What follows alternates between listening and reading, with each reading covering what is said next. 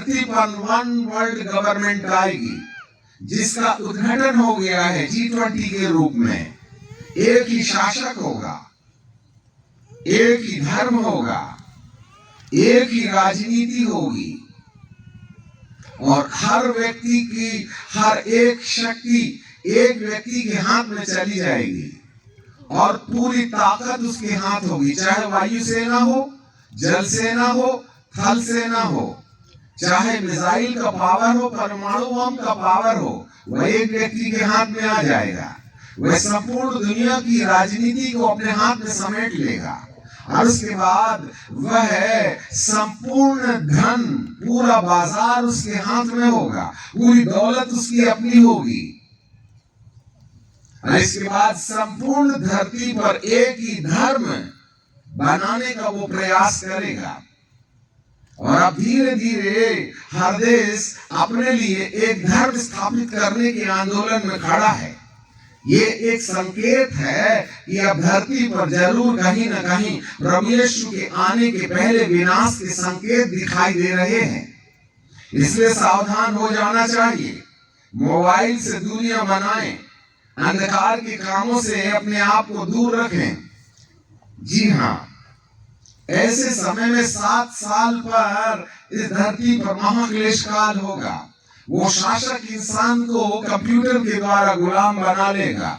एक जमाना था जब चेन डाल के हमको हथकड़ी डाल के गुलाम बनाया जाता था, परंतु अब चिप प्लांट करके हमको गुलाम बनाया जाएगा और हमारी जैसे घोड़े की लगाम उसके ऊपर बैठे सवार के ऊपर होती है, वैसे हर एक इंसान की लगाम सैटेलाइट में होगी। वहां से वह शासक अपने कंप्यूटर से हर एक इंसान पर शासन करेगा और चिप लगाने का कार्यक्रम इसी साल 2024 से शुरू हो जाएगा।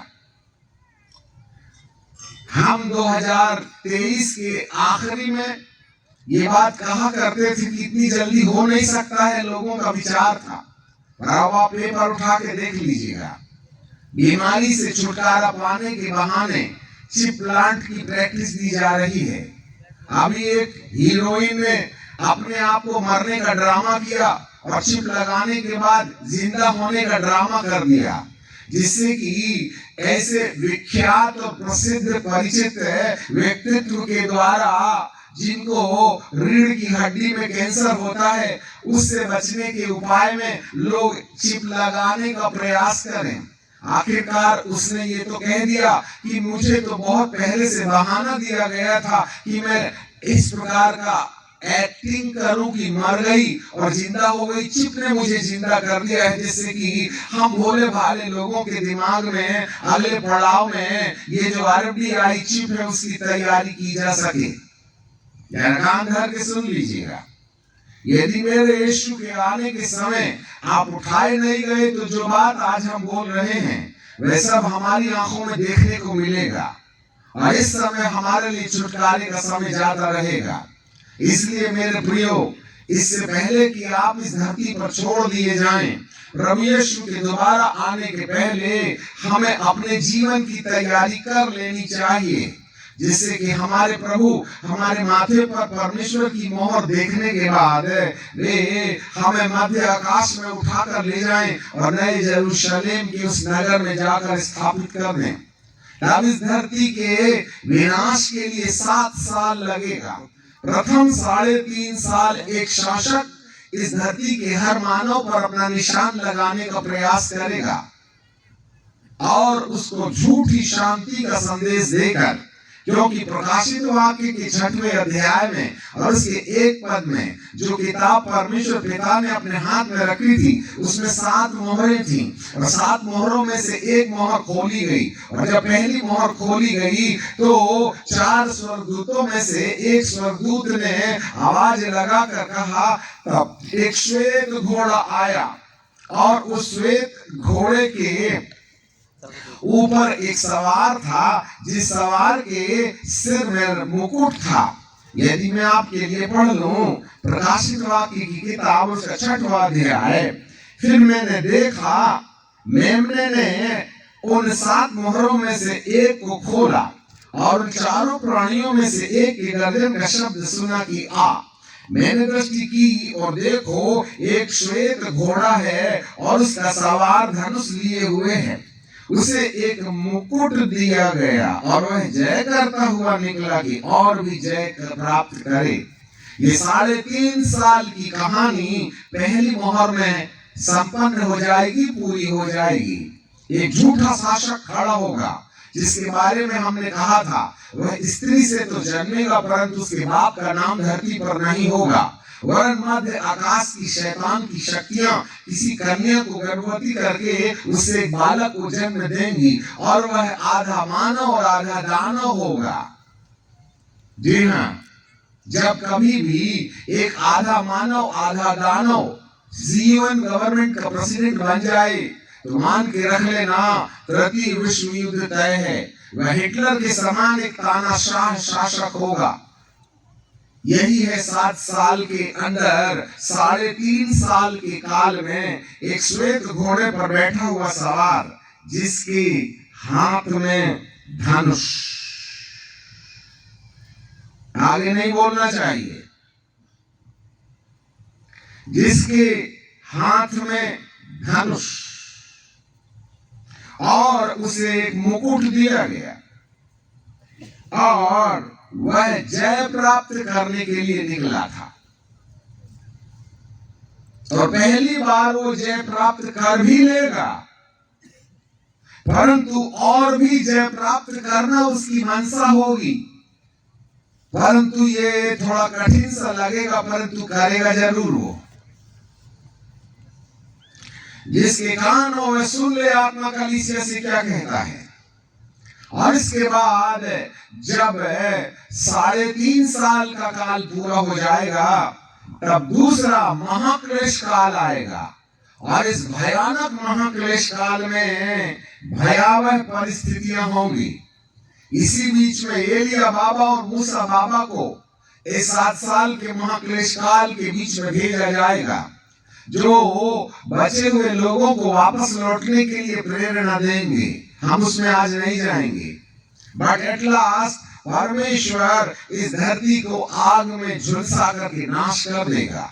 और इस 7 साल में बचे हुए लोगों में से जितने लोग परमेश्वर की मोहर लगवाने के लिए शैतान की मोहर को नहीं लगाएंगे, उनकी गर्दन काटी जाएगी। जरा कान धर के सुन लेना। जब आज मौका है तो यीशु के आगमन के समय मुर्दों में से जिंदा होने की जो क्वालिटी है, जो संपत्ति है, उसको जमा कर लें। और यदि आपको इस यीशु के आने के पहले मोहर लगाने का कार्यक्रम पूरा नहीं हुआ और आप मोबाइल को अंधाधुंध बटन दबाते रहे और बॉयफ्रेंड और गर्लफ्रेंड करते रहे और अपनी जिंदगी में देह वासना में वो लुप्त होकर के अपनी जिंदगी को बर्बाद करते रहे, ऐसे लोगों के लिए वो अवसर समाप्त हो जाएगा कि आप यीशु के दूसरे आगमन में बदल जाएं।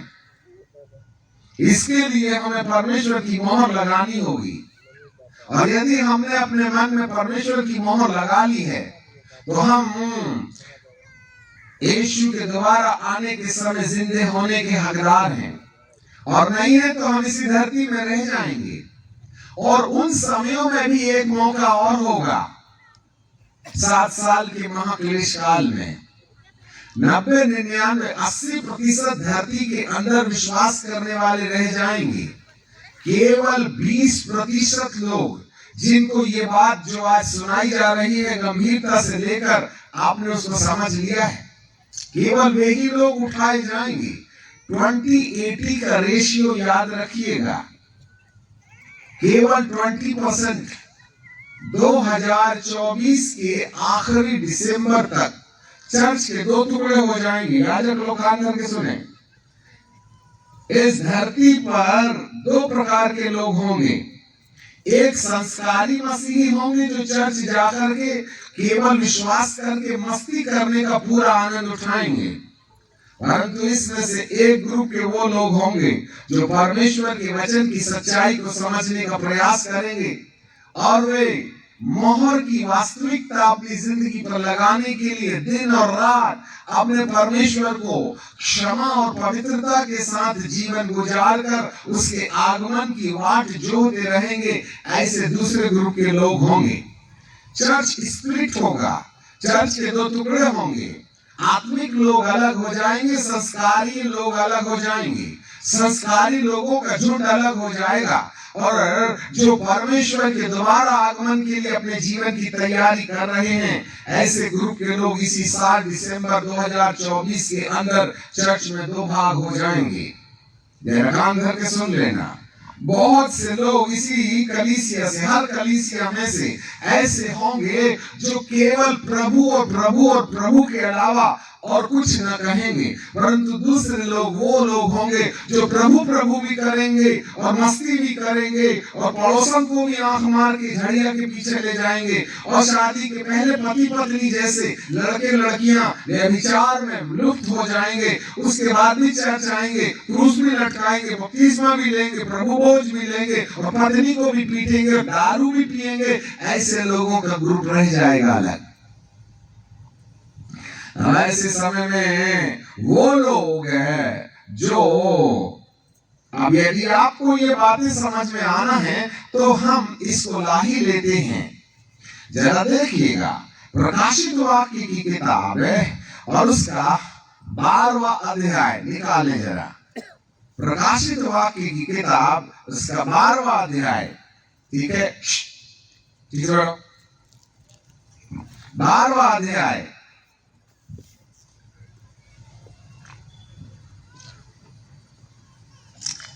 फिर स्वर्ग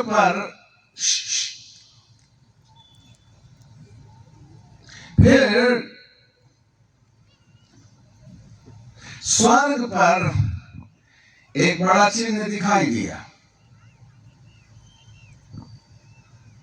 एक स्त्री जो सूर्य ओढ़े थी, चांद उसके पांव के तले था। उसने 12 तारों का मुकुट पहन के रखा था। सूर्य ओढ़ना और पैर चांद के नीचे रहना विश्वव्यापी कलीसिया का प्रमाण है। और उसने जो मुकुट पहना था उसने 12 तारे थे, अर्थात 12 प्रेरितों के द्वारा स्थापित कलीसिया। पुराने नियम की कलीसिया 12 गोत्रों के आधार पर थी। इब्राहिम से याकूब, इब्राहिम से इसहाक और इसहाक से याकूब और याकूब के 12 पुत्र शारीरिक प्रजा बन गए, जिन्हें इजरायली और यहूदी कहते हैं। परंतु यहाँ पर 12 तारों का मुकुट 12 प्रेरितों के द्वारा सुसमाचार लाने वाले पवित्र आत्मा के द्वारा संपूर्ण धरती पर बनी विश्वव्यापी कलीसिया जो सूरज को ओढ़े है और चांद पैर के नीचे है, वह गर्भवती हुई। इसका मतलब कोई शारीरिक घटना नहीं है, यह भविष्यवाणी है। गर्भवती हुई और वह चिल्लाती थी क्योंकि प्रसव की पीड़ा उसको लगी थी और वह बच्चा जनने की पीड़ा में थी। विश्वव्यापी कलीसिया के अंदर ऐसे खोजी गर्भ के रूप में कलीसिया के अंदर पाए जाएंगे जिनका लालन पालन कलीसिया के अंदर ही होगा। परंतु यहाँ एक और बात है, एक और चिन्ह स्वर्ग पर दिखाई दिया और देखो, एक बड़ा लाल अजगर, यही है शैतान। ये लाल अजगर जिसके 7 सिर और 10 सींग हैं। 7 सिर धरती के 7 कॉन्टिनेंट्स, 10 सींग धरती के 10 राजा एक सरकार बनाएंगे। इसे वन वर्ल्ड गवर्नमेंट कहते हैं। अभी तक कई सालों से धरती के ऊपर एक सरकार बनाने के लिए संपूर्ण धरती के राजा लोग मिल करके प्रयास कर रहे हैं। छोड़ दीजिए उस पर, ये बहुत ऊंची चीज है।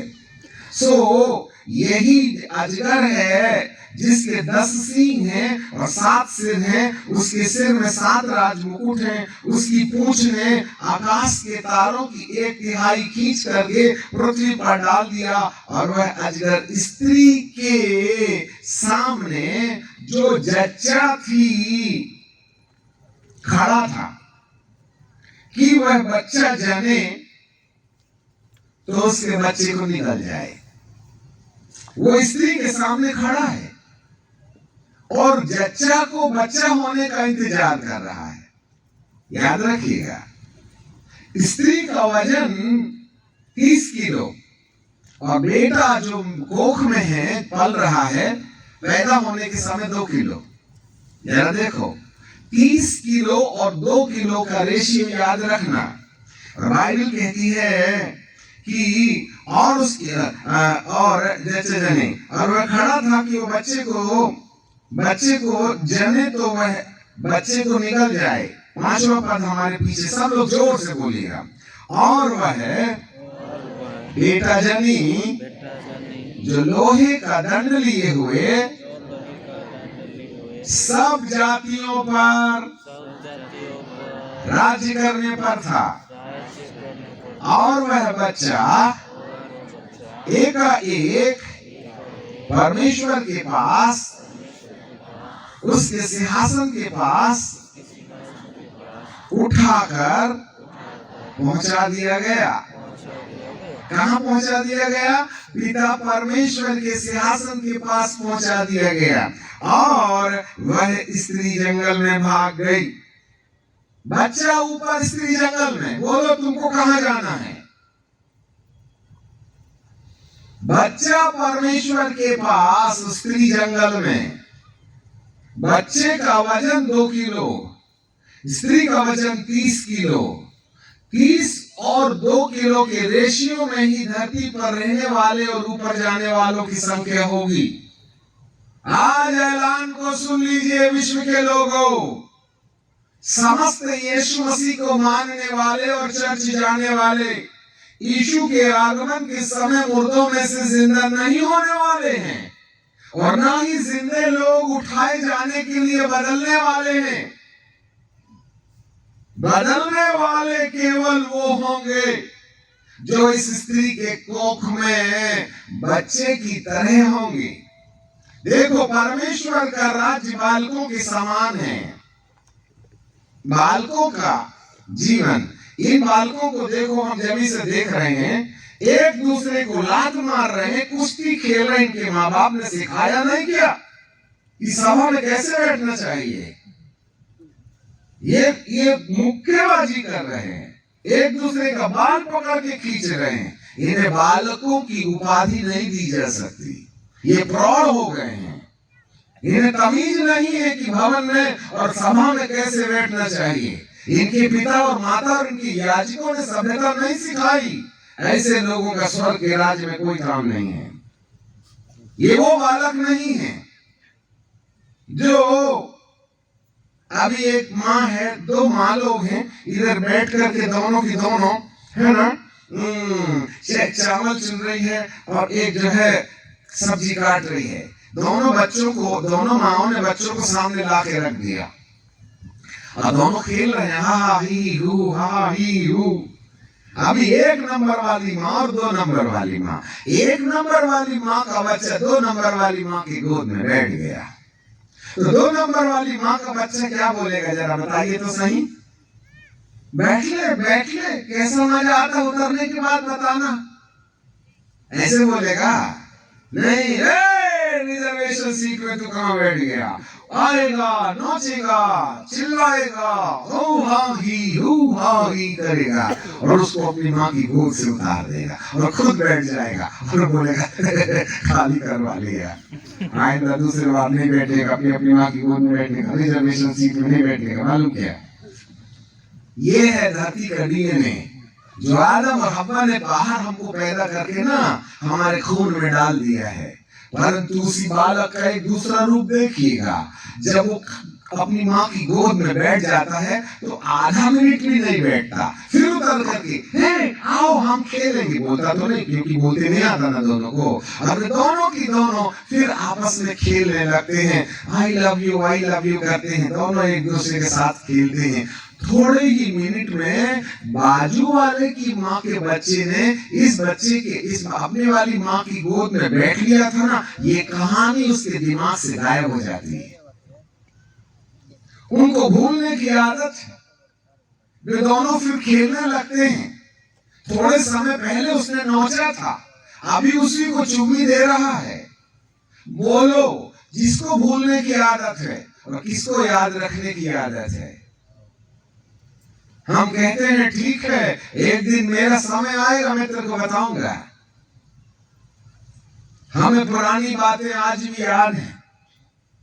पापा ने हमको मारा, मामा ने हमको मारी, इसने मेरे साथ ये किया, उसने मेरे साथ ये किया। ये बालक होने का प्रमाण नहीं है। बालक वो होता है जो थोड़े समय जो हुआ उसको दूसरे मिनट में भूल जाता है। हमारे परमेश्वर यशायाह की किताब के 43वें अध्याय के 25वें पद में कहते हैं, मैं अपने नाम के निमित्त तुम्हारे सारे अपराधों को मिटा दूंगा और उसको दोबारा कभी याद नहीं करूंगा। इंग्लिश में लिखा, I will no more remember your sin. मैं अब भविष्य में तुम्हारी गलतियों को याद नहीं करूंगा। और इंसान पैदा होने के समय से 5 साल के बाद की सारी घटनाएं जो उसको चोट देती हैं, उसको वो याद करके रखता है। परमेश्वर का राज्य बालकों के समान है। कहां है आज इस कलीसिया के अंदर बालक?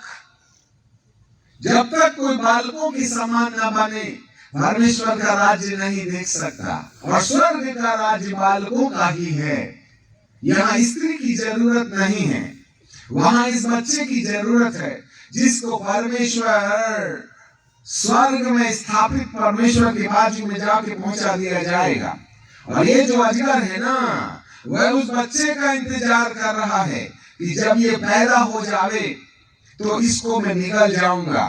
परंतु एक बात रहस्य की समझ लीजिएगा, जब मां के गर्भ में किसी बच्चे के जन्म होने का समय शुरू होता है, उस समय से लेकर के पैदा होने अर्थात डिलीवरी के समय तक ये अजगर खड़ा हुआ उसका गर्भपात कराने के लिए खड़ा रहता है।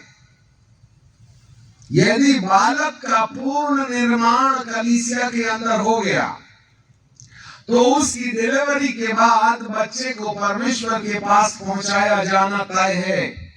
और ऐसे समय में ये अजगर उस बच्चे का कुछ नहीं कर सकता, इसलिए वह कलीसिया के अंदर उस व्यक्ति को बालक के समान नहीं बनने देगा।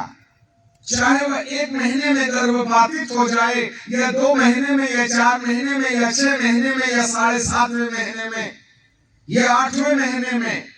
यदि किसी कलीसिया में किसी व्यक्ति का आत्मिक लालन पालन 9 महीने तक पूरा हो गया तो वह उस बच्चे की तरह हो गया है, जिसको अब परमेश्वर अपने बेटे यीशु को धरती पर भेजने के द्वारा उसे नए यरूशलेम में पहुंचाने के काबिल समझते हैं। याजकों के लिए एक बड़ी चेतावनी है। आपकी अपनी कलीसिया के अंदर क्या ऐसे भी विश्वासी हैं जिनका रूप हमने बालकों की तरह बदलने में सफलता प्राप्त कर ली है? यदि इसी तरीके की ये धूमधाड़ करते रहेंगे, आज कलीसिया भी ऐसे धूमधाड़ करती है, वो पादरी ऐसा, वो कलीसिया ऐसी, वो दीदी वैसी, वो भैया ऐसा, वो उसकी पूंछ पकड़ के खींचता, वह उसकी मूछ पकड़ के खींचता, वह उसकी चोटी में पत्थर बांध देता, वह उसके पीछे में एक स्टिकर चिपका देता। ओ देखो पीछे में क्या चिपका है। इसके अलावा कलीसिया के पास है क्या? सिर्फ कबड्डी खेलने के अलावा और कुछ है? इसकी बुराई उसकी बुराई के अलावा कुछ है? यही कारण है कि वह उन्हें इससे पहले कि वह एक मैच्योर बेबी बन जाए, वह 9 महीने का बालक मां के गर्भ में बन जाए, यदि वह 9 महीने में डिलीवरी के लायक हो गया तो उसका परमेश्वर के पास पहुंचाया जाना तय है। और यदि उसका 9 महीने से पहले इस अजगर ने, जो लाल अजगर खड़ा है, इतने देर तक क्या खड़ा है, बोले पैदा होने से लेकर डिलीवरी होने के पहले मैं इसका गर्भपात करा दूंगा, जिससे कि इसका बाप उसको ऊपर ना ले जा सके। ये बहुत बड़ा रहस्य है। इसको धरती के कोई भी थियोलॉजियन सॉल्व नहीं कर सकते। हमें समझना पड़ेगा बुद्धिमानी से। अभी मारा गया, गाड़ा गया, जी उठाएगा, ले जाएगा, इसकी कहानी बताने और सुनाने का समय खत्म हो गया। ये नाम पुकारने का धंधा बंद करो। हमने नाम पुकार भी लिया, तुम्हारे घर में नीला पर्दा है और गमला लगा है, तो फायदा क्या? तुम तो जाके फिर से लबड़ी सुलगाओगे।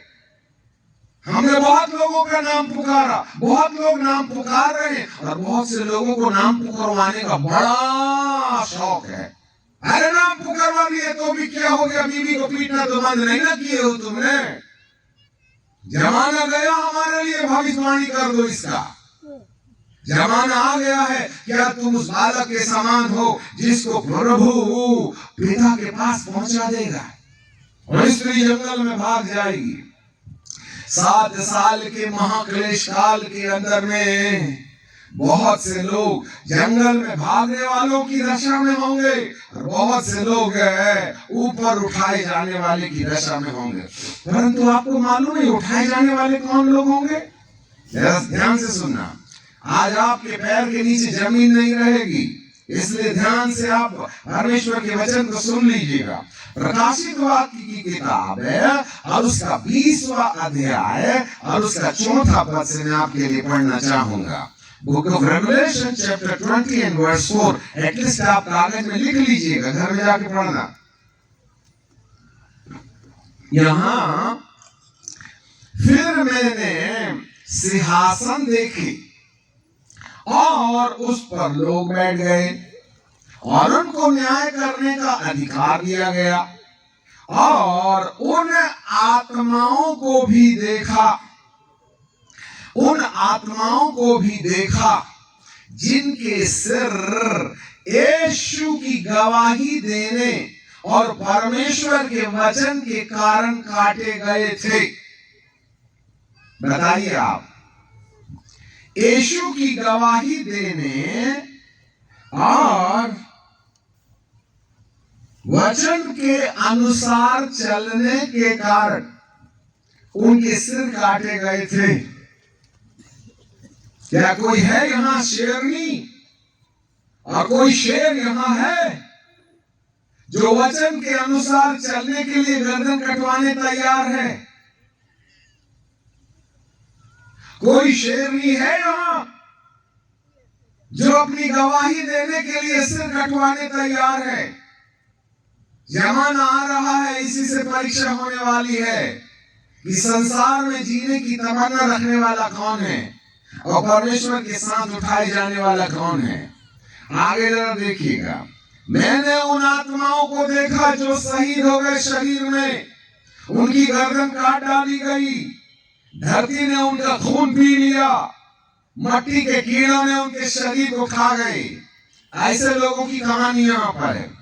और उन आत्माओं को भी देखा जिनके सिर यीशु की गवाही देने और परमेश्वर के वचन के कारण काटे गए थे। क्यों काटे गए थे? आगे जरा कारण मिलेगा। हमारे पीछे सब लोग ऊंची आवाज से बोलिए, जिन्होंने ना उस पशु की और ना उसकी मूरत की पूजा की थी और ना उसकी छाप अपने माथे में और हाथों में ली थी, वे जीवित होकर मसीह के साथ 1000 वर्ष तक राज्य करते रहे। वाह, 1000 वर्ष तक राज्य करना भगवान का प्रसाद नहीं है। तू भी आजा, टन टन टन टन टन टन ले जा, शक्कर और नारियल खा लेगा, पा मार ले। सर कटवाना पड़ेगा सिर्फ इसलिए कि मैं शैतान की मोहर माथे में नहीं लगवाऊंगा। सर कटवाना पड़ेगा कि मैं अपने हाथों में उस शैतान की मोहर को नहीं लगवाऊंगा। और जो इस मूर्त की पूजा न करे। जो कोई उसके माथे, जो उसकी छाप को अपने माथे में और हाथ में ना ले, उसकी गर्दन काटा जाना तय है। और केवल गर्दन कटवाने वाले लोग जिंदा होंगे और 1000 साल तक राज्य करेंगे। ये सब मामला उस समय लागू होगा जब यीशु का दोबारा आगमन होगा ना, जब आसानी से प्रभु आज हमको जिंदा हो उठने और अपने साथ महिमा की देह पहनने की सलाह दे रहा है, तो मानना चाहिए। अभी यीशु के आने के पहले जो प्री ट्रिबुलेशन है वो सहनीय है, इसको सहा जा सकता है। परंतु जब यीशु मसीह आकर के बालक वाली लिस्ट में उन लोगों को जो 20% लोग हैं इस धरती से उठाकर नए यरूशलेम में ले जाएगा, तब 7 साल का महाक्लेश काल होगा। तब इस 7 साल के महाक्लेश काल में भी ठीक बीच में एलिया बाबा और मूसा बाबा आएंगे, जो 3.5 साल तक फिर से भटके हुए मसीहियों को या गैर मसीहियों को चेतावनी देंगे कि अभी भी अपना लो, उस मोहर को मत लगाओ, अपने हाथ में सील मत लगवाओ। और जो लोग सील नहीं लगवाने की बात करेंगे, जो लोग हाथ में मोहर लगवाने की बात नहीं करेंगे, उनको जिंदा तलवार से काट डाला जाएगा। यदि आपने सिर कटवा लिया, शरीर मट्टी में मिल गया, आत्मा परमेश्वर के सिंहासन के नीचे शहीदों की लिस्ट में आपके विश्राम में रख दी गई, तो ऐसे लोगों को भी मुर्दों में से जिंदा होकर के 1000 साल तक राज्य करने का आखिरी मौका मिलेगा। परंतु मेरा कहना यह है कि यीशु के आने के समय जब मुर्दे जिंदे हो जाएंगे और जीवित लोग जो महिमा की देह पहन करके जिन्होंने मोहर लगा रखी है वो जब चले जाएंगे, तो इस आसान वाले रास्ते को छोड़कर तुम 7 साल के महाक्लेश काल में इस स्त्री के समान जंगल में भागना क्यों चाहते हो? गर्दन कटवाने के बाद मिलेगा उन समयों में साल्वेशन तुम्हारा। जब आज हमको आसानी से प्रभु मिल रहे हैं तो क्यों नहीं लेते? इसलिए यशायाह की किताब के 66वें अध्याय नहीं 55वें अध्याय में उसके 6वें पद में बाइबल कहती है, जब तक यहोवा मिल सकता है उसको खोजो, और जब तक वह निकट है उसको पुकारो। जब तक वह मिल सकता है, यीशु के दोबारा आगमन के पहले वह तुमको मिल सकता है। परंतु एक समय आएगा जब मुर्दे जिंदे हो उठाएंगे और वे सब परमेश्वर के साथ उठा लिए जाएंगे। उसके बाद में ये मौका चला जाएगा। Today is the day of salvation. जब तक वह निकट है, आज वह हमारे पास है। आज कलीसिया बदल जाए तो यीशु के दोबारा आगमन के लिए रिजर्वेशन कंफर्म किया जा सकता है। परंतु एक दिन समाप्त हो जाएगा, तब आप एसाव के समान जितना भी पश्चाताप करना है कर लीजिए, आपको आपका पहलोठापन वापस नहीं मिलेगा। इसलिए 7 साल के महाक्लेश काल में गर्दन कटवाने के अलावा और कोई दूसरा रास्ता उद्धार का नहीं होगा और वह बहुत असहनीय होगा। इसलिए कलीसिया को इन समयों में चेतावनी दी जाती है कि वे 7 साल के महाक्लेश काल में उद्धार का इंतजार न करें, नहीं तो वहां गर्दन कटवाने के बाद जिंदा होने का मौका मिलेगा। आज यदि कोई व्यक्ति प्रभु भक्तों की बात, जो दूसरे आगमन के लिए जो हमारी आवश्यक सामग्रियां हैं, उसको जीते जी इकट्ठा कर लेगा, तो वह आसानी से यीशु के मुर्दों में से, यीशु के आने के समय मुर्दों में से जी उठने की लिस्ट में आ गया, तो वह उस बालक की तरह होगा जो 2 किलो का होगा। आपको मालूम हो, वे स्त्री जंगल में भाग गई, एक बड़ी भारी मसीही लोगों की संख्या जो चर्च में जाती है, जिन्होंने बपतिस्मा ले लिया है, वे यीशु के दोबारा आगमन के समय इस धरती पर रह जाएंगे। इसलिए ये मत समझ लेना कि आप सैक्रेमेंट लेते हैं, प्रभु भोज लेते हैं, चर्च जाते हैं, 10-20 नोट डाल आते हैं, मीटिंग में जाते हैं, ऐसा करना बहुत अच्छा है, परंतु ये आपके उद्धार का रास्ता नहीं है। हमें कहीं ना कहीं परमेश्वर की मोहर लगानी है। जी हाँ, ऐसा करके जो पहले इंस्टॉलमेंट में यीशु के दोबारा आगमन के समय जिंदा होकर महिमा की देह पहनकर नए यरूशलेम में पहुंचा दिए जाएंगे, तब 7 साल के महाक्लेश काल को इस धरती पर दोहराया जाएगा। उसमें भी चुने हुए लोगों को अलग किया जाएगा, और जो नहीं माना वे आग से झुलसाए जाएंगे, और धरती को परमेश्वर उथल पुथल करेगा। और बिल्कुल आखिरी में ये धरती आग से जलाई जाएगी। परमेश्वर ने इस धरती को आग से जलाने के लिए रखा है। उसमें वे लोग भी होंगे जिन्होंने शैतान की मोहर लगवा ली है। याद रखिएगा, झूठा भविष्यवक्ता और ख्रिस्त विरोधी उन लोगों के साथ जिन्होंने मूर्त की पूजा की है।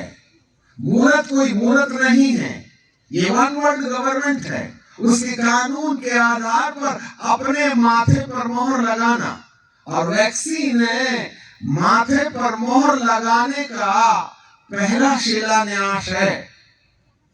ये RFID चिप लगाने से पहले शरीर में, इस RFID चिप में एक नियॉन बैटरी होती है, जिसको चार्ज करने के लिए शरीर में कुछ ऐसे केमिकल्स की जरूरत होती है जिसके बिना वो बैटरी चार्ज नहीं होगी। इसलिए वैक्सीन के द्वारा वे आपके शरीर में उन तत्वों को डालना चाहते हैं, उस केमिकल को डालना चाहते हैं, जिसके द्वारा नियॉन बैटरी को चार्ज किया जाए। और अगले 2027 तक हर इंसान के माथे पर और हाथ पर नियॉन बैटरी वाला चावल के दाने के समान एक डिवाइस डालने का कार्यक्रम 2024 से ही शुरू हो जाएगा। हम 23 से बोल रहे हैं, और पेपर में अब आ गया है कि वे बीमारियों से चंगाई पाने के बहाने शरीर में, अभी तो 1 हफ्ता पहले किसी पागल के सिर में उन्होंने ये सिक्के के समान डिवाइस लगा दिया तो पागल ठीक हो गया, और सारी दुनिया में डंका ठोका जा रहा है। अभी जवानों को एक नई चिप लगाने की बात की जा रही है, जिससे कि उनकी बुद्धि को और तंदुरुस्त बना दिया जाए। आप में से कौन मेरिट लिस्ट में पास नहीं होना चाहता है? बुद्धि तो वैसे ही काम नहीं करती, तो चिप लगवा लो, जिससे कि कंप्यूटर की तरह, रोबोट की तरह तुम्हारा दिमाग काम करने लगे। युवाओं, कान धर के सुनो, ये वो बहकावा है, और इस तरीके से कहीं ना कहीं शैतान की पूजा करके हम अपने माथे और हाथ में मोहर लगवाने की कृपा ना कर लें। अन्यथा हमें झूठा भविष्यवक्ता और एंटी क्राइस्ट के साथ उस आग की झील में जिन लोगों ने उस मूर्त की पूजा को किया है, वे उसी आग में डाल दिए जाएंगे। ऐसे बाइबल के अंदर में साफ लिखा है, जिसको हम ज्यादा डिटेल में नहीं जाना चाहते, इसलिए सावधान हो जाएं। इस 7 साल के महाक्लेश काल में फिर एक बार इस धरती को आग से जलाया जाएगा, और इसके बाद फिर एक नई पृथ्वी का निर्माण होगा। पेड़ पौधे ऐसे ही रहेंगे, परंतु मानव के द्वारा बनाई हुई युक्तियां नष्ट की जाएंगी, क्योंकि बाइबल हमें बताती है, दूसरा पतरस की किताब जिसको हमने पढ़ा है, दूसरा पतरस की किताब उसका 2 अध्याय और 3 अध्याय और उसका 10वां पद है। 2 पतरस 3 अध्याय 10वां पद है, परंतु प्रभु का दिन चोर की नाई आएगा, उस दिन आकाश बड़ी हड़बड़ाहट के शब्द से जाता रहेगा, और तत्व बहुत तप्त होकर के पिघल जाएंगे। आप जरा ध्यान से हमारे पीछे बोलिए, पृथ्वी और उस पर के काम जल जाएंगे। तो जब ये सब वस्तुएं इसी रीति से पिघलने वाली हैं, तो तुम्हें पवित्र चाल और भक्ति में कैसे मनुष्य होना चाहिए। पृथ्वी और उसके काम जल जाएंगे, ये सारी इगरी डिग्री सब जल जाएगी, ये कोई काम की नहीं है। हम आपको अपना आईडी कार्ड दिखाएंगे, इतनी ढेर सारी डिग्रियां हैं, लगभग 4 पीएचडी हमको मिली है, और world human right protection commission के नेशनल प्रेसिडेंट हैं, और उसके बाद में इतनी ढेर सारी डिग्री है, संपूर्ण कौन कौन सा पद हमको मिल गया है। ये कोई काम का नहीं है, ये सब कुछ आग में जलने वाला है, ये सब आग में जलने वाला है। ये पृथ्वी और उसकी वस्तुएं सब जल करके राख हो जाएंगी। तो हमें कैसे भक्तिहीन, take care of this man, so कैसे हमें सावधान और पवित्र जीवन की चाल चलना चाहिए, इस बात पर हमारा ख्याल हो। हालेलुया। अब ये पृथ्वी जलने वाली है, इसके काम भी जलने वाले हैं, ये सब जलने वाला है, और वही धन बटोर रहे हैं हम, वही सब इकट्ठा कर रहे हैं हम, याद रखिएगा। तब इस धरती को जला करके फिर से एक नई पृथ्वी का निर्माण किया जाएगा। ये है वो पृथ्वी जहां पर प्रभु आपको और हमको शिफ्ट करना चाहता है। जब इस पृथ्वी को उथल पुथल कर देगा प्रभु, ध्यान दे लेना, तब जो 7 साल पहले उस नए यरूशलेम में चले गए हैं, वो फिर से नया यरूशलेम इस धरती पर वापस लौट के आएगा। हालेलुया, बोलो यीशु प्रभु की। अब जरा देखिएगा प्रकाशित वाक्य 21 में क्या लिखा है। फिर मैंने नए आकाश और नई पृथ्वी को देखा, और पहला आकाश और पहली पृथ्वी जाती रही, और समुद्र भी न रहा। फिर मैंने पवित्र नगर नए यरूशलेम को स्वर्ग पर से परमेश्वर के पास से उतरते हुए देखा।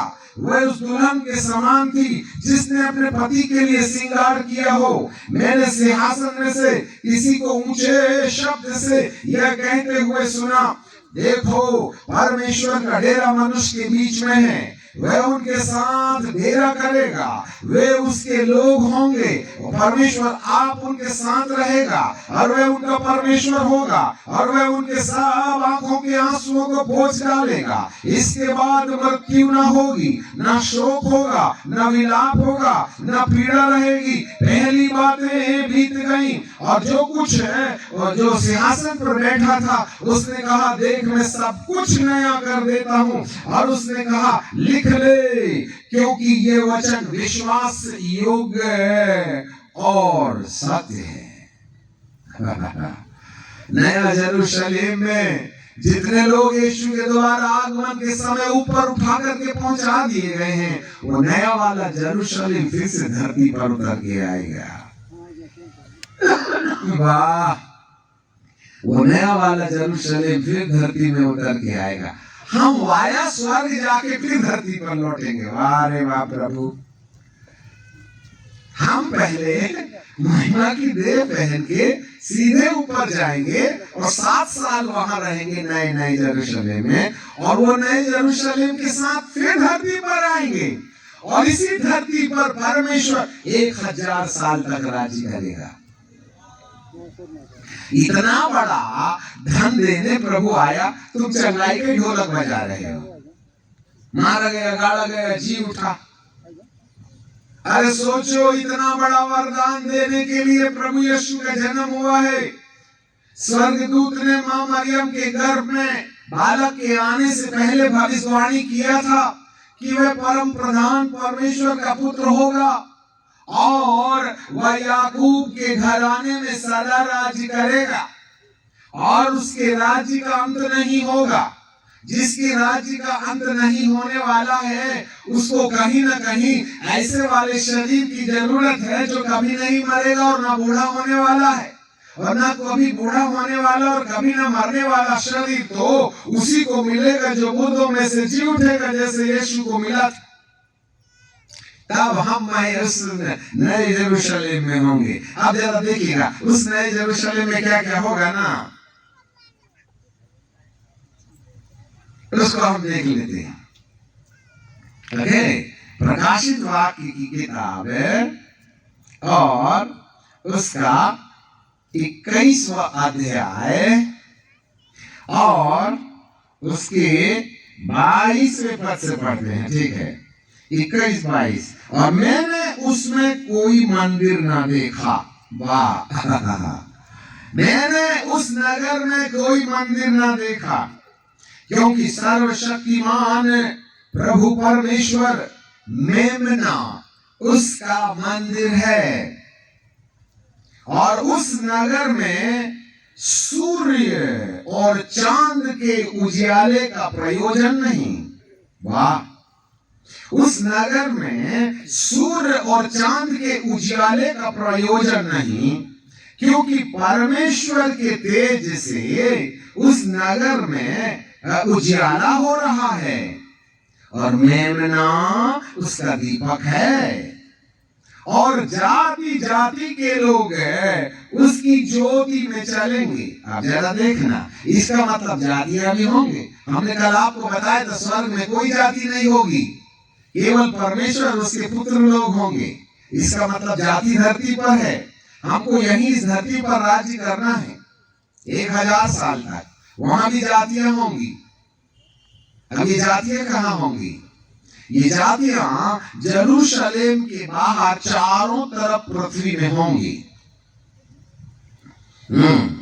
जरा देखिएगा, आपको देखना है ना, तो 20वें अध्याय में आ जाएं और उसका 7वां पद को देखिएगा। Book of Revelation chapter 20 and verse 7। जब 1000 वर्ष पूरे हो चुके तो शैतान कैद से छोड़ दिया गया। क्यों छोड़ दिया गया भाई साहब? उन जातियों को जो पृथ्वी के चारों ओर होंगी, अर्थात याजूज और माजूज है, जिनकी गिनती समुद्र के बालों की तरह होगी, भरमा कर लड़ाई के लिए इकट्ठा करने को निकलेगा, और वे सारी पृथ्वी पर फैल जाएंगी और पवित्र लोगों की छावनी अर्थात नए यरूशलेम को, जो पवित्र नगर है, घेर लेंगे, और आग स्वर्ग से उतरकर उन्हें भस्म करेगी, और उनका भस्म और उनका भरमाने वाला शैतान आग और गंधक की झील में, जिसमें वह पशु और झूठा भविष्यवक्ता है, डाल दिया जाएगा, और वे दिन रात और दिन युग युग पीड़ा में तड़पते रहेंगे। इसका मतलब है जो जातियां यरूशलेम के बाहर रहेंगी वो लोग होंगे जो प्रभु परमेश्वर के तेज में चलेंगे। इनका नाम याजूज माजूज कहा गया है। ये पैदा होने वाले और मरने वाले शरीर में रहेंगे, जिस पर हमको 1000 साल तक रूल करना है। और ये एक व्यक्ति 100 साल तक जिंदा रहेगा, बच्चा मरेगा नहीं, क्योंकि इस पृथ्वी में खुदा बाप का सिंहासन लगा रहेगा ना, इसलिए शैतान तो पहले कैद कर दिया गया है, और वो तो अथाह कुंड में डाल दिया गया है। इसलिए न किसी को गुस्सा आएगा, न लोभ होगा, न लालच होगा, न पुलिस वाले होंगे, न कोर्ट कचहरी होगी, न सेना होगी। इस पृथ्वी में बड़ा अमन और चैन होगा। ये उसी से तो सीखे सतयुग क्या होता है। अभी तो कलयुग में, इसके बाद में सतयुग आएगा। सतयुग समझते हैं क्या होता है? कौन देगा ये भी तो पता लगाइए। आएगा कैसे आएगा? अपने घर की ठेकेदारी पे आ जाएगा। जो लाएगा उसको भी तो समझना पड़ेगा ना। हाँ, याद रखिएगा। यहाँ पर बाइबल का परमेश्वर कहता है इस धरती में ऐसे लोग भी होंगे जो 100 साल जिंदा रहेंगे, परंतु एक दिन शैतान 1000 साल के आखिरी में शरीरधारियों को एक बार फिर भरमाएगा और वे पवित्र नगर यरूशलेम के विरुद्ध खड़े हो जाएंगे 1000 साल के आखिरी में। और परमेश्वर स्वर्ग से आग गिराकर उन तमाम याजूज और माजूज नामक जाति को जो शरीरधारी हैं उनको खाक में मिलाएगा। अभी इनका क्या होगा वो हम थोड़ी देर के बाद बताएंगे। ये जल तो गए हैं परंतु खाक मर नहीं गए हैं ये, अभी इनकी बात बाद में बताएंगे। तब जो लोग हैं 1000 साल में जो नए यरूशलेम में रहेंगे उनको प्रभु यीशु श्वेत सिंहासन पर बैठे परमेश्वर के सामने ले जाएगा और कहेगा, हे परमेश्वर देख मुझे महिमा की देह पहन के मैं खड़ा हूं और मेरे पीछे देख 1000 साल तक जो यरूशलेम पवित्र नगर यरूशलेम में रहे वो भी मेरे समान महिमा की देह में है, इसलिए मैं और महिमा की देह पहने लोगों को आपके सन्मुख समर्पित करता हूं।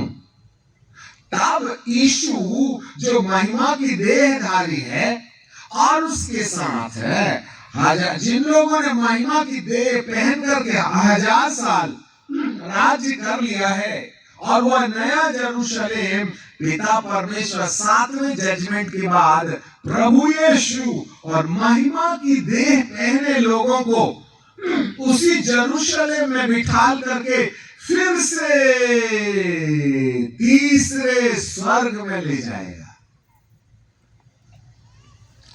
वहां से स्वर्ग की शुरुआत होती है। मेरा काम करके सुन लीजिएगा। स्वर्ग 1000 साल के शासन के बाद शुरू होगा। स्वर्ग बहुत दूर की बात है। आप पहले 1000 साल में शासन करने की प्रैक्टिस करो, नए यरूशलेम में महिमा की देह पहनकर। और जितने लोग 1000 साल महिमा की देह पहनकर इस पृथ्वी में नए यरूशलेम में रहकर जीवन बिता चुके होंगे, केवल वे ही लोग अंतिम न्याय के साथ स्वर्ग में पहुंचाए जाएंगे। और ये नया यरूशलेम स्वर्ग में फिर चला जाएगा जहां करोड़ों करोड़ साल तक हम महिमा की देह में वहां रहेंगे। वो है स्वर्ग। अरे स्वर्ग कोई भगवान का प्रसाद नहीं है। बीवी को मार करके फांसी में लटका दिए, लिख दिए स्वर्गीय फलाना फलाना, नरक गया, स्वर्ग पहुंचा दिया। अपने के बाप की ठेकेदारी है क्या? दारू पी पी के मरा। और हम जैसे पादरी लोग भी जब कोई मर जाता है तो कहते हैं, हे परमेश्वर तूने अपने दास को अपने पास बुलाने से प्रसन्न रहा, 2 बीवी रखा, ये परमेश्वर का दास है? चर्च की प्रॉपर्टी बेच दी, ये परमेश्वर का दास है? रात को 12 बजे पोर्नोलॉजी देखता है, ये परमेश्वर का दास है? अपनी पत्नी को छोड़ करके पड़ोसन के साथ में वो दोस्ती कर रही है, परमेश्वर का दास है? अरे तुम्हारे कहने से परमेश्वर का दास नहीं बनता। परमेश्वर के दास को परमेश्वर का दास बनना पड़ता है। ये कोई हेरा घेरा नथु खेरा का घर नहीं है ऊपर ले जा करके। यहाँ पर बाइबल का परमेश्वर कहता है, कहीं न कहीं आज हमारे लिए परमेश्वर के वचन की सच्चाई समझना आवश्यक है। जी हाँ, हम किसी को भी अपने मुंह से कह सकते हैं परमेश्वर का दास, परंतु परमेश्वर का दास केवल वो होता है जिसने उस सत्य को पूर्ण किया है जो परमेश्वर की आज्ञा का पालन करने के द्वारा मिलता है। जी हाँ, स्वर्ग कोई भगवान का प्रसाद नहीं है। स्वर्ग जाने के लिए सबसे पहले हमें मृत्यु के बाद सुखलोक चाहिए, इब्राहिम की गोद।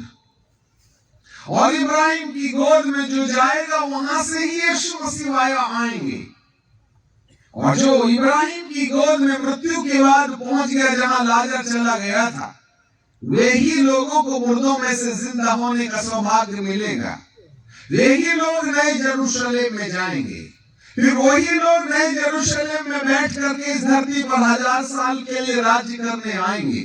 और वही लोग जिन्होंने 1000 साल धरती पर राज्य कर लिया है, केवल उन्हीं लोगों को प्रभु 7वें बार स्वच्छ सिंहासन के सम्मुख ले जाके रखेगा। और केवल वही लोग होंगे जो इस धरती से उठाए जा करके नए यरूशलेम में बैठे बैठे स्वर्ग में पहुंचाए जाएंगे, जहां हमें करोड़ों करोड़ साल तक रहना है।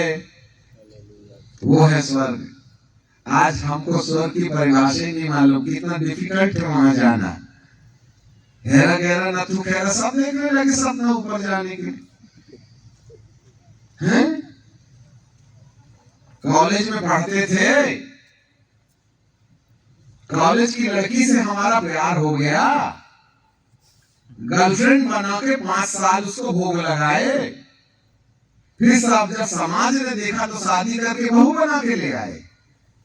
तो रजिस्ट्री मिल गई तुमको अपनी पत्नी के साथ रहने की, और तुमने पत्नी बनाने से पहले 5 साल जो झड़िया के पीछे उसका साथ शोषण किया था, 5 साल जो तुमने व्यभिचार किए थे गर्लफ्रेंड के साथ में, उसके पापों की क्षमा मांगी क्या? वो तो कर्जा तुम्हारे नाम पर है, इसलिए तो औलादें बिगड़ी पैदा हो रही हैं, क्योंकि तुम धर्मी नहीं हो। विवाह के बाद में सेक्स अनुमति देता है, वो पवित्र है, परंतु विवाह के पहले गर्लफ्रेंड बनाकर के तुमने 5 साल जो उसके तन के साथ खिलवाड़ किया है, मेरे मालिक ने किताबों में ये कहानी लिखी है, इसलिए औलादें बिगड़ी पैदा हो रही है, इसकी क्षमा तुमने नहीं मांगी। शादी कर लिया, इसका मतलब पिछले पाप क्षमा नहीं हो गए तुम्हारे, उसकी माफी मांगना पड़ेगा, उसके लिए कीमत अदा करना पड़ेगा। ये कोई आपकी मर्जी नहीं है। नए यरूशलेम में प्रवेश करना, यीशु के दोबारा आगमन में मुर्दों में से जिंदा होना कोई घर का खेल नहीं है। इजाई साहब मैं मान लेता हूँ, मुझको चर्च का मेंबर बना दो, नादी नाले में ले जाओ, डुबो करके बपतिस्मा दे दो, दूसरे दिन से तुमको प्रभुभोज देने लगे तो तुम जाकर के समाज के सदस्य बन जाओ। अरे इस धरती के समाज के सदस्य बन जाओगे, मेरे परमेश्वर के राज्य के सदस्य बनने के लिए पवित्रता की जरूरत है। अगर उसके पाए बिना संभव नहीं है।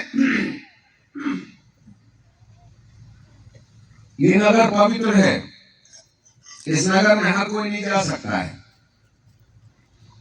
जरा देखिएगा, इसकी भविष्यवाणी बहुत पहले से की गई थी। यशायाह की किताब और उसका 35वां अध्याय, बुक ऑफ आइज़िया चैप्टर 35 और 8वां पद में आपके लिए पढ़ूंगा। Book of Isaiah chapter 35 verse 8। और वहां एक सड़क अर्थात राजमार्ग होगा, उसका नाम पवित्र मार्ग होगा, कोई अशुद्ध जन उस पर से ना चल पाएगा, वह तो उन्हीं के लिए रहेगा। उस मार्ग पर जो चले वह चाहे मूर्ख भी होगा तो भी कभी ना भटकेगा। उस पर केवल शुद्ध जन ही चल पाएगा। इसको हम फिर बाद में लाएंगे, अभी रख देंगे यहाँ। वह शुद्ध लोगों के लिए है। आप फिर से जरा देख लीजिए, भविष्यवाणी थी। आप प्रकाशित वाक्य में आ जाइए। हम अलग अलग बता करके आपको इसलिए बता रहे हैं, चाहे नया नियम हो चाहे पुराना नियम हो, इस नई पृथ्वी की कहानी हर किताब में लिखी गई है। आप प्रकाशित वाक्य की किताब उसके 21वें अध्याय के 26 पद में मैं आपके लिए पढ़ता हूं। और लोग जाति जाति के तेज और वैभव का सामान उसमें लाएंगे। और हमारे पीछे बोलिए सब लोग, और जोर से, और उसमें कोई अपवित्र वस्तु या घृणित काम करने वाला या झूठ का बहने वाला किसी रीति से प्रवेश न करेगा, पर केवल जिनके नाम मेमने के जीवन की पुस्तक में लिखे हैं। अरे वाह, मेमने के जीवन की पुस्तक में नाम लिखवाना बराबर माथे पर मोहर लगाना, बराबर श्वेत वस्त्र पहनना, ये तीनों चीज का उद्देश्य की है। जिसने, आप एक पद और पढ़ लीजिए, वही सामने देखिएगा, 22 का 13, 22 का 13, 12 पढ़ते हैं ना। Book of Revelation chapter 22 and verse 12, देख मैं शीघ्र आने वाला हूं, हर एक के काम के अनुसार बदला देने के लिए प्रतिफल मेरे पास है। आगे हमारे पीछे बोलिए, मैं अल्फा ओमेगा, पहला पिछला आदि अंत हूं। धन्य है वे, जोर से धन्य है वे, धन्य है वे जो अपने वस्त्र धो लेते हैं, क्योंकि उन्हें जीवन के पेड़ के पास आने का अधिकार मिलेगा, और वे फाटकों से होकर नगर में कौन सा नगर है ये? नया यरूशलेम वाले नगर में प्रवेश करेंगे। बोलिए, नगर में प्रवेश करेंगे। धन्य है वे जो अपने वस्त्र धो लेते हैं, क्योंकि उन्हें जीवन के पेड़ के पास आने का अधिकार मिलेगा, और वे फाटकों से होकर नगर में, नए नगर में, नए यरूशलेम में प्रवेश करेंगे।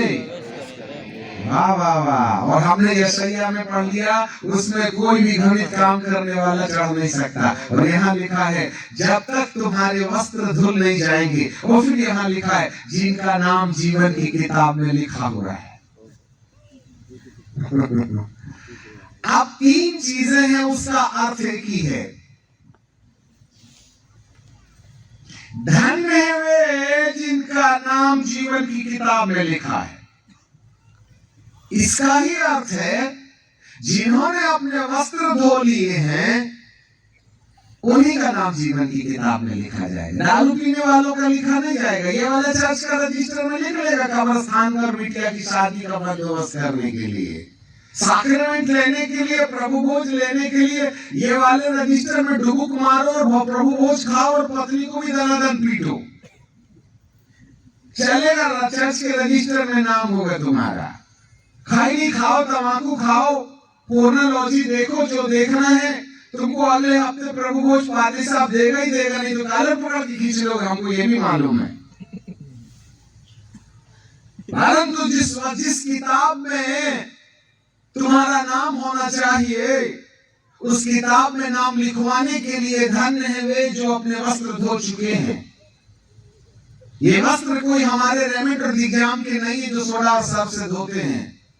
ये वस्त्र हमारी चाल चलन है, जिसको प्रकाशित वाक्य की किताब के 19वें अध्याय के 8वें पद में पढ़ने के लिए मिलता है। लिखते चले जाइए आप। प्रकाशित वाक्य की किताब 19 अध्याय 8वां पद हमारे पीछे बोलिए। और उसको शुद्ध, चमकदार, महीन मलमल पहनने का अधिकार दिया गया, क्योंकि उस महीन मलमल का अर्थ है पवित्र लोगों के धार्मिकता के काम। पीछे वाले कुर्सी में बैठे हुए लोग बोलेंगे, शुद्ध मलमल का अर्थ, नहीं मैं बहरा हो गया हूं, सुनाई नहीं दे रहा है। शुद्ध मलमल का अर्थ है पवित्र लोगों के धार्मिकता के काम है। अरे आप तो जाग रहे हो भाई। हालेलुया। हाँ, यही वस्त्र धोना है। झूठ बोलना छोड़ना है और सच बोलना शुरू करना है। माँ बाप का अपमान करना बंद करना है, माँ बाप का आदर करना शुरू करना है। पत्नी को निर्बल पात्र समझ करके पिटाई करना बंद करना है, उसको पत्नी को निर्बल पात्र जान करके उसका आदर करना शुरू करना है। सारे दशवांश प्रभु के चरणों में लाना है। अपनी कल्पना, पुराने नियम में लिखा है कि यदि कोई व्यभिचार करे तो उसको पत्थर मार मार के मार डाला जाए। नए नियम में प्रभु यीशु ने कहा कोई युवक और कोई युवती आपस में वासना की कल्पना किसी स्त्री और पुरुष के मामले में कर ले तो उसकी कल्पना के द्वारा वो पाप जो शरीर में पुराने नियम में होता है, नए नियम में कल्पना में व्यभिचार हो गया। ऐसे लोगों के लिए नरक तय है। इसका मतलब है आप किसी भी लड़की को, किसी भी लड़के को दिमाग में, सपने में, कल्पना में लव यू करने की भी कल्पना कर लिए तो बेटा और नीचे का रिजर्वेशन कंफर्म है। इसीलिए तो हम मोबाइल के पीछे हाथ धो के लगे। तुमने तो ले लिया बपतिस्मा, इसको भी तो ले लो। पानी में डुबा के नहीं रहने तो जाएगा 15,000 का तुम्हारा, मेरे बाप का क्या जाता है। इसको शुद्ध करो, इसमें से गंदी बातें निकालो, इसका दुरुपयोग बंद करो, नहीं बहुत महंगा पड़ेगा। आप तुमको नीचे जाना है, नीचे जाओ, ऊपर जाना है, ऊपर जाओ, मेरे बाप का क्या जाता है। हम तो सलाह देने आए, अभी तो रात रुकेंगे, सुबह चले जाएंगे। या तो तुम इसी पृथ्वी में रहो या उस पृथ्वी की तैयारी करो। धन्य है वे जो वस्त्र धो लेते हैं, जिनकी कल्पनाओं में शुद्धिकरण हो जाता है, जिसके गोलों में शुद्धिकरण हो जाता है, जिसके हाथ सही काम करने लगते हैं, जिसके चाल, जिसके पैर ठीक ठिकाने में चलने लगते हैं। आपको मालूम है ये बातों में आप में से बहुत से लोग पसंद नहीं करेंगे, क्योंकि तुम्हें तो संसार भोगने की पड़ी है, और जो संसार भोगेगा वह स्त्री के समान जंगल में भागेगा। और जो परमेश्वर के दासों की सलाह अपने माथे पर मोहर लगाने के लिए अपने वस्त्र धोने का काम करेगा, वह बालकों के मैच्योरिटी में आ जाएगा। वो स्त्री से उत्पन्न बालक परमेश्वर के पास पहुंचा दिया गया। या तो तुम भगोड़ी स्त्री के नंबर में आ जाइएगा, या तो तुम उस बालक की लिस्ट में आ जाइएगा जिसको स्वर्ग में पहुंचा दिया गया है। बोलो कौन सी लिस्ट में जाना चाहते हो? निश्चय तुम्हारे हाथ में है। नरक जाना है नरक जाओ, स्वर्ग जाना है स्वर्ग जाओ। एक बात और बता के रुक जाएंगे। वैसे तो हम 6 महीने तुम्हारे माथे पर पापड़ बेलते रहे तो अभी प्रकाशित वाक्य खत्म नहीं होगा ना, समझ में आएगा पूरा। हमको नहीं आया 43 साल में, तुम्हें कहां से आ जाएगा। 1970 में हमने सबसे पहले बाइबल का प्रचार शुरू किया था। आप में से बहुत पैदा नहीं हुए थे। 1970s first time I begin to preach the gospel. मुझे आज भी मालूम है बीज बोने वाला संदेश सीएनए कलीसिया में हमने दिया था। 27 फरवरी में पवित्र आत्मा पाकर के भूत निकालने के द्वारा हमने सेवकाई को सामर्थ के साथ अन्य जातियों के बीच में शुरू किया। 43 साल हो गए हैं, करोड़ों भूत निकाले, करोड़ों, और करोड़ों लोगों को सुसमाचार सुनाए। हमें नहीं आया, तुम्हें कहां से आ जाएगा। तुम तो कल बपतिस्मा लिए हो।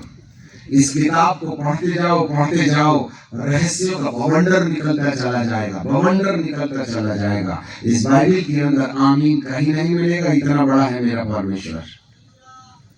जी हाँ, हालेलुया, बोलो यीशु प्रभु की। अब हम भैया जितने लोग थे ना, वो जो यीशु आया तो महिमा की देह पहन लिया। क्यों पहन लिया? क्योंकि हमने अपने वस्त्र धो लिए थे, जिसके चक्कर में हमारा नाम जीवन की किताब में लिख दिया गया।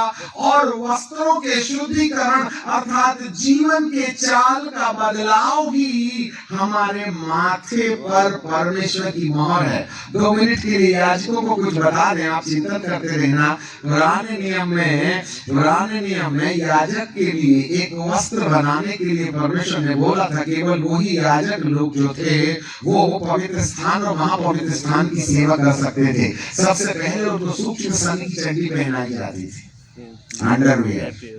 उसके बाद में व्हाइट गाउन पहनाया जाता था जो पैर तक रहता था। उसके बाद में ब्लू कलर का बागा जो घुटने के नीचे तक जाता था, जिसमें सोने की घंटियां थी और उसमें अनार लगे थे। जब वो चलता था तो टन टन टन टन टन टन बजते रहना चाहिए। यदि नीले बागे में घंटी बज रही है तो जिंदा है, और यदि घंटी का बजना बंद हो गया मतलब हो गई छुट्टी है, रस्सी से पकड़ के खींच कमरे में बांध के रखते थे उसका।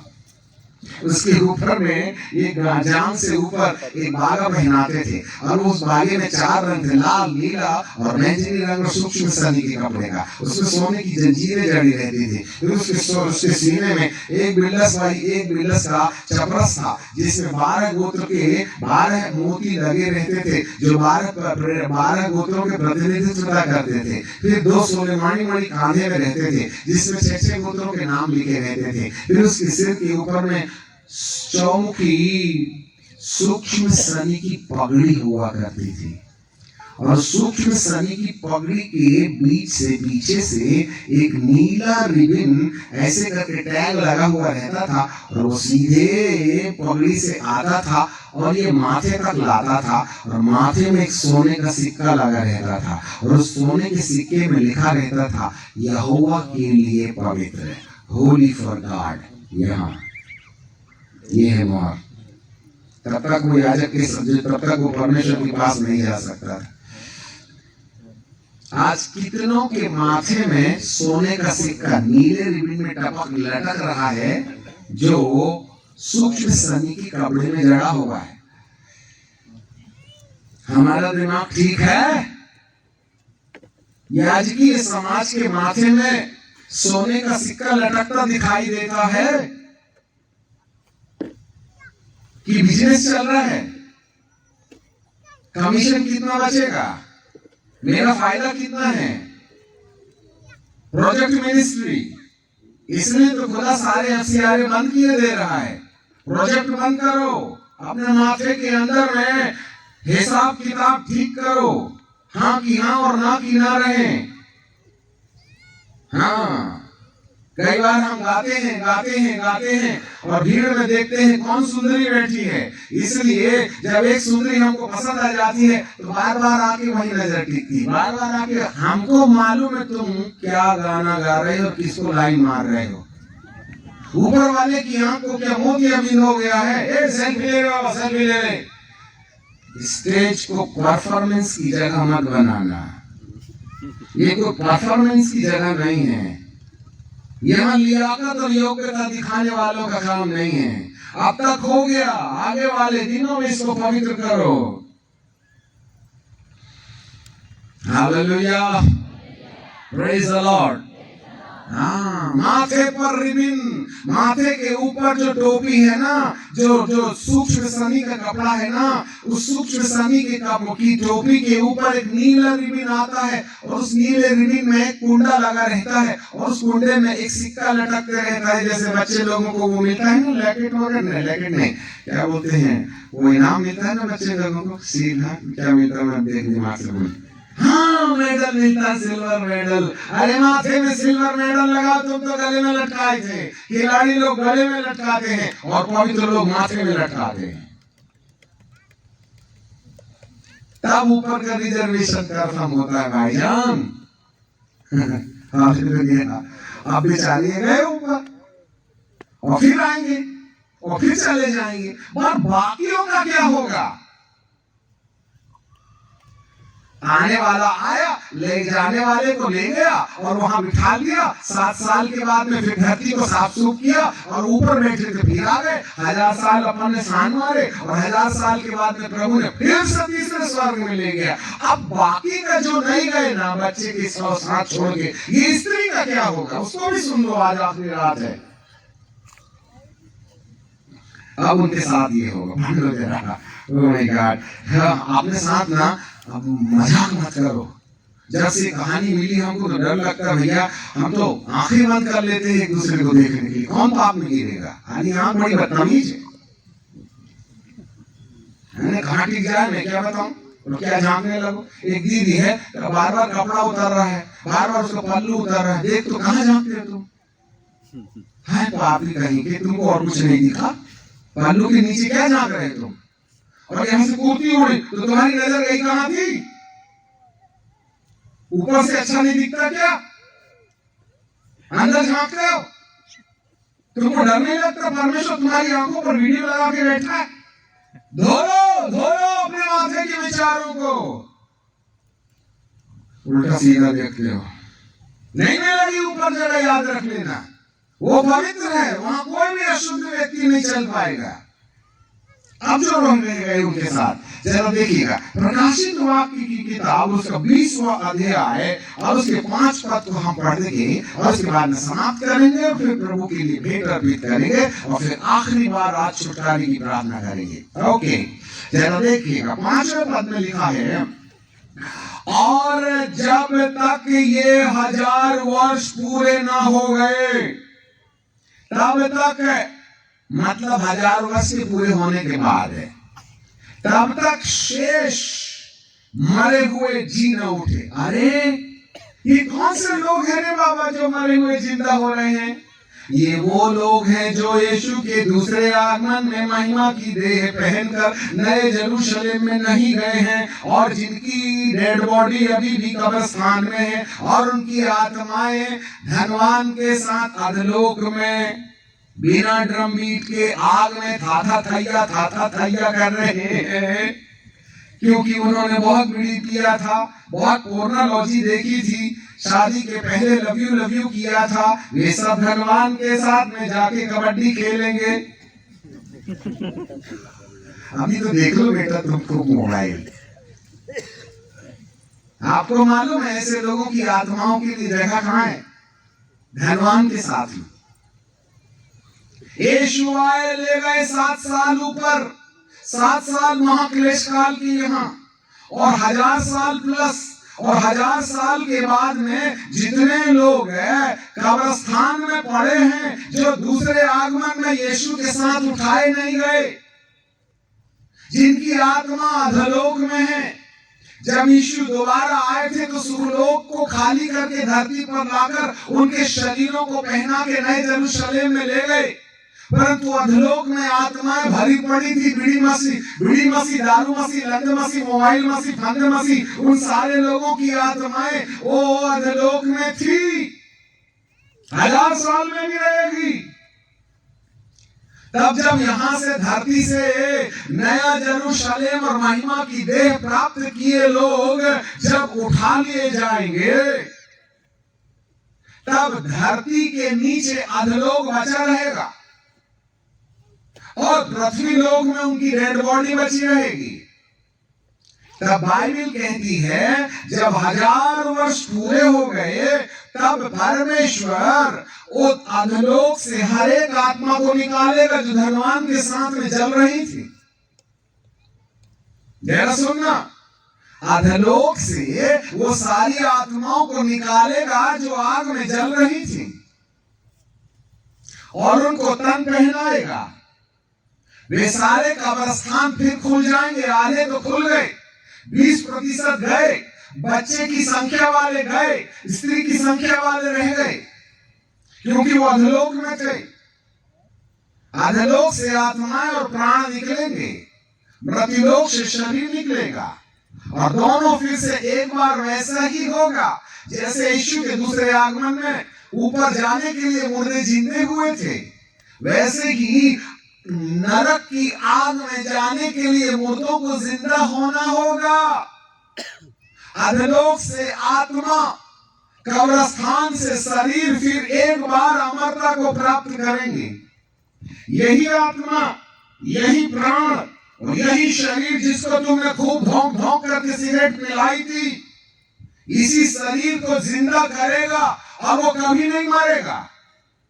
जैसे यीशु की देह कभी नहीं मरेगी, वैसे ही नरक की आग में जाने के लिए ये देह कभी नहीं मरेगी। अधलोक से आत्मा, मृत्युलोक से शरीर, इनको कभी नहीं मरने वाला शरीर पहना करके इनको वहां डाला जाएगा जहां आग कभी नहीं बुझती है। यह दूसरी मृत्यु। इसको बाइबल में मात्र हिंदी भाषा में लिखा है मृतकोपत्थान। बोलो मृतकोपत्थान, जोर से, मृतकोपत्थान। जोर से, मृतकोपथान, मृतकोपथान। इस हिंदी के अलावा और धरती में कोई दूसरी लैंग्वेज नहीं है जो मृतकोपथान का पर्यायवाची शब्द निकाल पाई होगी। इसलिए मैं प्रभु को हिंदी के लिए धन्यवाद देता हूं। इंग्लिश में देखो तो मृतकोपथान और पुनरुत्थान को फर्स्ट रिजरेक्शन कहते हैं। हम जो बात दावा में कर रहे हैं ना, कई किताबें और वर्जन फाड़ करके फेंकने के बाद में हम बात कर रहे हैं। मृतकोपथान 1000 साल के बाद जिंदा होने वाली वो घटना है जिसमें शरीर को अमर बनाया जाएगा। अधलोक से आत्माएं उस शरीर को पहनाई जाएंगी और उन आत्माओं को आग की झील में डाला जाएगा।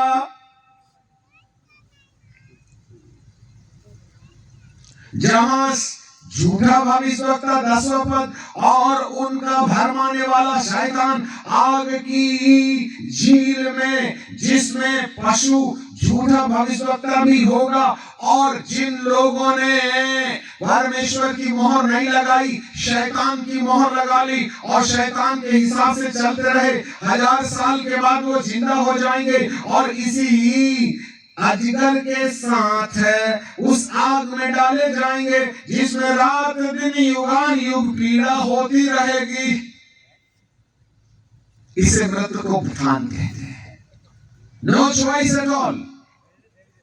या तो तुम महिमा की देह पहन करके नए यरूशलेम में चले जाओ, या तुम कभी नहीं मरने वाले शरीर को पहनकर आग की झील में चले जाओ। आखिर इधर या उधर जाना तो पड़ेगा। डिसाइड आप करो कि तुम्हें जाना कहां है। तब इस पृथ्वी के, देखो भाईजान, तब इस पृथ्वी के सेंटर में जहां पर आग की झील है, शैतान भी वहां है, झूठा भविष्यवक्ता भी वहां है, ख्रिस्त विरोधी भी वहां है, और जिन लोगों ने शैतान की मोहर लगा के परमेश्वर की मोहर लगाने का वायदा का काम नहीं किया, वो भी 1000 साल के बाद जिंदा होकर के इसी पृथ्वी के ठीक सेंटर में डाल दिए गए। तब बाइबल कहती है, ये पृथ्वी परमेश्वर के सामने से गेंद के समान भाग गई। लिसन मी, ये पृथ्वी परमेश्वर के सामने से आग के समान, गेंद के समान भाग गई।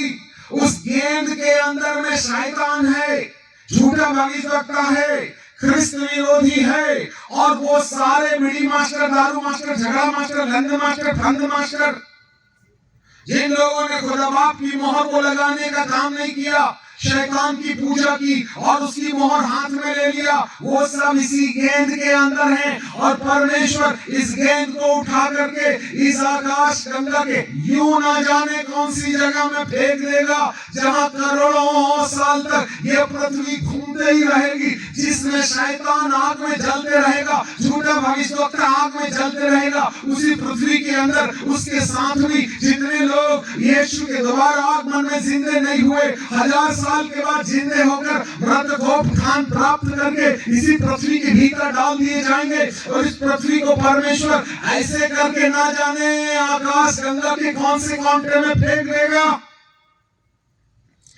तब आकाश गंगा में शैतान नाम की कोई चीज नहीं रहेगी, केवल स्वर्ग रहेगा। तीसरा स्वर्ग, मिड हेवन खत्म, मध्य आकाश शैतान का राज्य खत्म। इस पूरे ब्रह्मांड के अंदर में पृथ्वी ना जाने कौन से कांटे में होगी। अपने गर्भ के अंदर शैतान, झूठा भविष्यवक्ता और हम पापियों को लेकर के ना जाने किस किस कांटे में पड़ी रहेगी करोड़ों साल तक। और इस ब्रह्मांड के अंदर में एक ही स्वर्ग का उजाला चलेगा, जहां नए यरूशलेम में बैठकर हम करोड़ों करोड़ साल तक अपने पिता के साथ आनंद उठाएंगे। देखो, आज हमने बाइबल का उत्पत्ति से लेकर प्रकाशित वाक्य का पूरा निचोड़ आपके सामने रख दिया। This is the history. अब ये ऐसा होगा, nobody can deny। या तो तुम सदाकाल के लिए उस पृथ्वी के ठीक केंद्र में जाकर युग युग जलते रहो थोड़ी सी बीड़ी के चक्कर में, 15 मिनट के सेक्स के चक्कर में तुम करोड़ों साल तक आग में जलोगे बेटा। अभी तो मस्ती कर लो।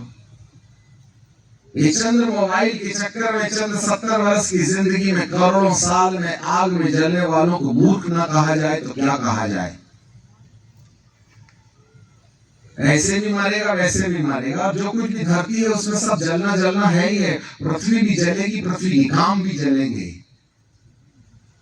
इसलिए आओ हम अपने वस्त्र धो लें और उसके कारण हम अपने माथे में परमेश्वर की मोहर लगा लें और उसके कारण से हम अपने नाम जीवन की किताब में लिखवा लें।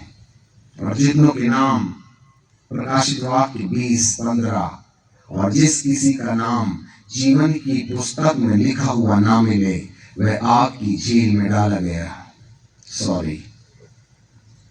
प्रकाशित वाक्य 20:15 जिनके नाम जीवन की किताब में लिखे नहीं गए वे आग की झील में जो पृथ्वी के ठीक सेंटर में है और उस पृथ्वी को परमेश्वर गेंद के समान अपने सामने से भगा देगा और इस ब्रह्मांड के किस कोने में डाल देगा जहां से हर समय उस पृथ्वी के अंदर वो आग उबल उबल करके शैतान को, झूठे भविष्यवक्ता को, वो तमाम गिराए हुए करोड़ों स्वर्गदूत जो थे वो और करोड़ों मनुष्य की आत्मा जिन लोगों ने कभी परमेश्वर की सलाह नहीं मानी वे सब उसी आग में करोड़ों करोड़ साल तक झुलसते रहेंगे जहां से निकल आने का कोई रास्ता नहीं है।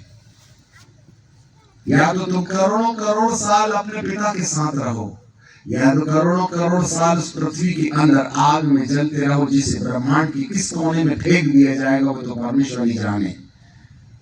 हमारा वजूद रहेगा, we will be in the existence but we will burn in the lake of fire।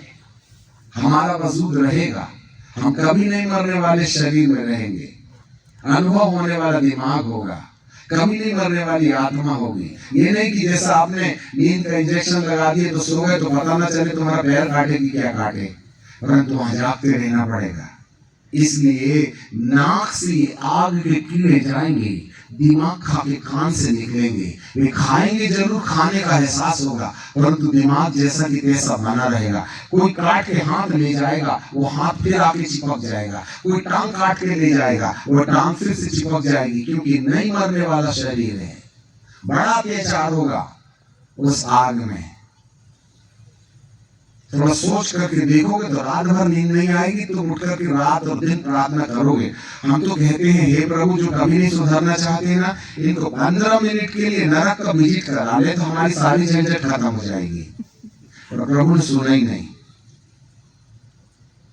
खुदा तू कम से कम एक कभी नहीं बदलने वाले को 15 मिनट नरक का सपना दिखा दे, वो आपसे आप बेटी छोड़ देगा, मेरे को मालूम है।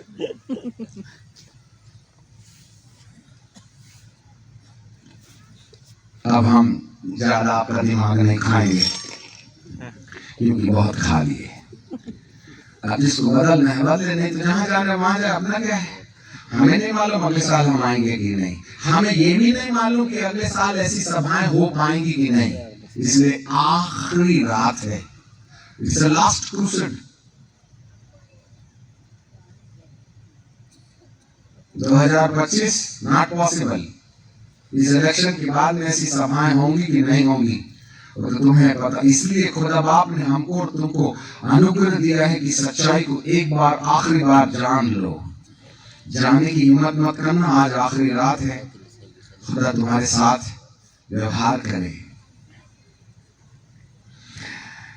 इसके लिए हम प्रार्थना करेंगे। इससे पहले कि आज आखिरी शाम है, हमने प्रभु को भेंट देना है। कल हमने आपको बताया था चंदा भिखारी को देते हैं मैयत उठाने के लिए, वॉलंटियर्स भाग के आए, और दान गरीबों को देते हैं, कन्यादान, भूदान, टीन दान, और भेंट राजाओं को देते हैं। मेरा प्रभु राजा नहीं है, वह राजाओं का राजा है। इतना बड़ा दौड़ के आइए, इतना बड़ा प्रभु तुमको हजारों हजार साल पृथ्वी में और करोड़ों साल स्वर्ग में तुमको अनंत जीवन देगा। उसको तुम कौन सी नोट दे के खरीद सकते हो। सन 90 में हमने नौकरी छोड़ी थी। जल्दी से सामने आ जाएं और हमारे संदेश के साथ साथ आप लोग ऑफरिंग लेना शुरू कर दें। जब आप लेके आएंगे तब हम आपके लिए प्रार्थना करेंगे। Come on go and take the offering. सन 90 में हमने नौकरी छोड़ी थी।